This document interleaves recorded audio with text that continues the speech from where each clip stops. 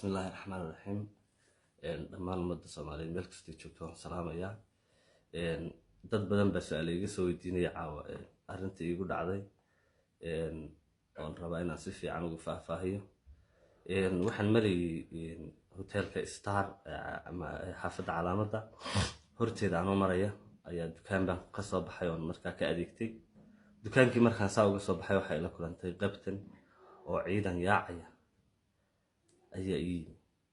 ولا محل عيبان كوري شراء أدوق مرة يركض على واحد يشيء ما شراء ورقد أما الدعوة قصعتها ورقد السودان وأي قصة دعويين سيعدي أما يبان سمي يمشي أول ريد أدوق عم بالله يقول بلاوي إلا دورية طبعا عسكري أي قعني قاضي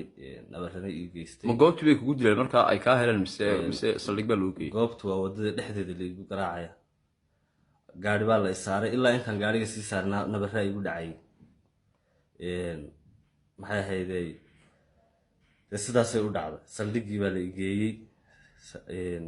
wax dambi oo la igu haysta la iima sheegin warqad la iga soo gudbiyey lama sheegin saldhigu waa kee loo geeyey saldhiga qurac dheer baa la igeeyey oo bima laga qoray markii saldhiga loo geeyey xataa la iga qoray ma jiro waxaasan kugu haysanaa layma odhan dibadun baa la isoo saaro la isoo tuuray haddana saldhiga gudihiisa jirdil miyaa lagugu geystay nabarro way igu dhacayeen intaan sii socday ilaa markii la qaaday wax hada lama istiraadin nimankii meesha haystay nimankii kelmad bay igu yiraahdeen aad aan uga sii xumaaday runtii waxay igu yiraahdeen waan ku garanaynaa waliba heesahaagana aad baan loo jecel iyo fankaaga laakiin waxa iga yaabay qof ciidankayga oo booliska oo waliba ay garanayo oo waliba heesahaaga waan xiiseeyaa ilaa sababta igu geystay nabar ama igu dilay baa iga sii qiiraysiisay runtii والسؤال اللي سيانا قندونه ساقعد سنة أنا قولي مخيس كمان فكرة يو واحد شرب بغلال كن أوقفه نبرد أنا جاي يقول دعاء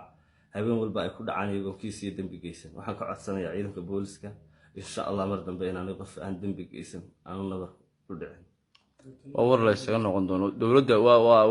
واحد جذب يتعدي كسر جذها دولة يوم مجال جذه هذا واحد شردل له جيستي قف سلبرتي أو مجا عليه والله قرنا يقول بيسوق قرنا يدم بالآن لو شردلي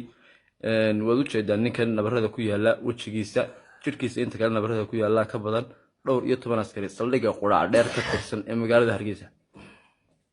muuqaalkayga soo cidi kasta uu soo gaaro waa in ay share garaysaa waa in la faafiyaa muuqaalka waa in jawaab degdegana sida ugu dhaqsaha badan laga soo dhiibaa